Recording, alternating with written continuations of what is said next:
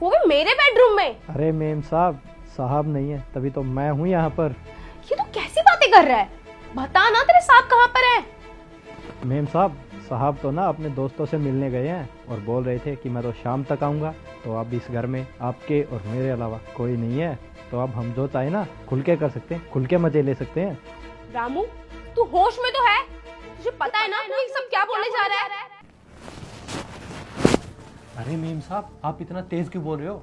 अगर पड़ोसियों ने सुन लिया ना तो गड़बड़ हो जाएगी, इसीलिए मैं तो कहता हूँ आप ना थोड़ा धीरे बात कीजिए। और वैसे मैम साहब, आपको तो पता ही है साहब फौज में हैं, बॉर्डर पर रहते हैं, महीनों महीनों घर नहीं आते, तो आपकी ये कमसिन जवानी बेकार जाती है।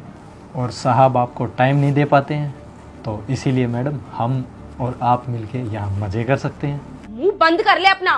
और तुझे कैसे पता मेरे पति मुझको टाइम नहीं देते हैं?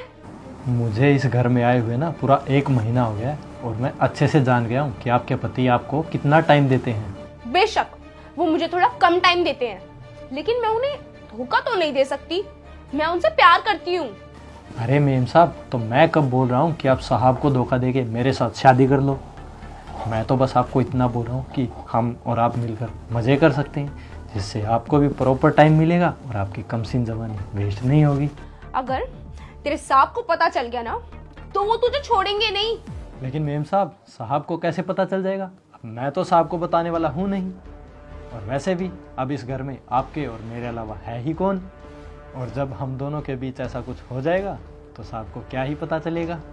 रामू, मुझे नहीं पता था तू इतना गंदा इंसान है। अगर मुझे ये पहले पता होता ना कि तू इस टाइप का इंसान है तो मैं कभी तुझे काम पे नहीं रखती। अरे मैंने तो सोचा था तू बड़ा सीधा है, लेकिन अब पता चल रहा है तू मेरे बारे में इतनी गंदी सोच रखता है। देखो मालकिन, मैं ना आपके फायदे की बात कर रहा हूँ। मैं तो कहता हूँ आप इस मौके को ना अपने हाथ से मत जाने दो, ये मौका दोबारा नहीं मिलेगा। और मैं तो कहता हूँ मालकिन, चलिए साथ में मिलके मजे करते हैं। अरे तू तो अब अपनी हद पार करता जा रहा है। तुझे अभी इस घर से बाहर निकालती हूँ मैं। चल उठ। रुक जाओ सारा। सम्राट, तुम यहाँ कैसे? तुम तो अपने दोस्तों से मिलने जा रखे थे ना?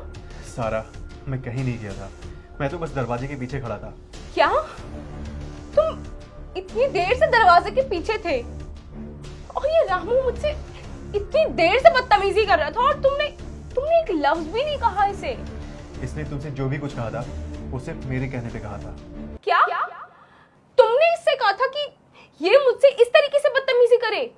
लेकिन क्यों? सारा, तुम्हें तो पता है मैं बॉर्डर पे ड्यूटी करता हूँ, तो इसीलिए मैंने तुम्हारी एक छोटी सी लॉयल्टी टेस्ट लिया। कहीं तुम्हारा चक्कर इस रामू के साथ तो नहीं चल रहा है? सम्राट, तुम्हें जरा सा भी भरोसा नहीं है मुझ पे। तुमने ये सोच भी कैसे लिया कि मैं इस तरह की हरकत करूंगी? अरे 2 साल हो गए हमारी शादी को, और जब मैंने 2 साल में ऐसा कुछ नहीं किया तो अब क्यों?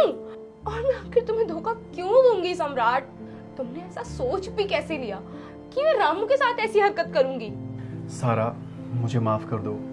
आज मैंने अपनी आंखों से देख लिया तुम मुझे बहुत प्यार करती हो, और मुझे उम्मीद है तुम मुझे कभी धोखा नहीं दोगी। मेम साहब, मुझे भी माफ़ कर दीजिए। मैं आपकी दिल से बहुत इज्जत करता हूँ। मैंने जो कुछ भी किया वो सब साहब के कहने पे किया, और मैंने तो इनको मना भी किया था कि मेम साहब बहुत अच्छी हैं, ऐसा ना करें। लेकिन इन्होंने मुझे कहा कि मैं तेरी मालकिन का एक छोटा सा टेस्ट लेना चाहता हूँ। रामू, इसमें तुम्हारी कोई गलती नहीं है। वो सारी गलती मेरे पति की है। तुम्हें तो मुझ पर भरोसा होना चाहिए ना। नहीं सारा, ऐसी बात नहीं है, मैं तुमसे बहुत ज्यादा प्यार करता हूँ। अगर तुम्हें मुझ पे इतना सा भी भरोसा होता ना और इतना सा भी प्यार होता तो तुम इस तरह की हरकत कभी नहीं करते। अच्छा छोड़ो सारा, मैं आगे से कभी ऐसा नहीं करूंगा, प्लीज मुझे माफ कर दो। देख लो, लास्ट बार है ये। आगे से अगर मेरे कैरेक्टर पे उंगली उठाई ना तो ठीक नहीं होगा। हाँ बाबा, कभी नहीं उठाऊंगा तुम्हारे कैरेक्टर पर उंगली। रामू, जाकर अपना काम करो।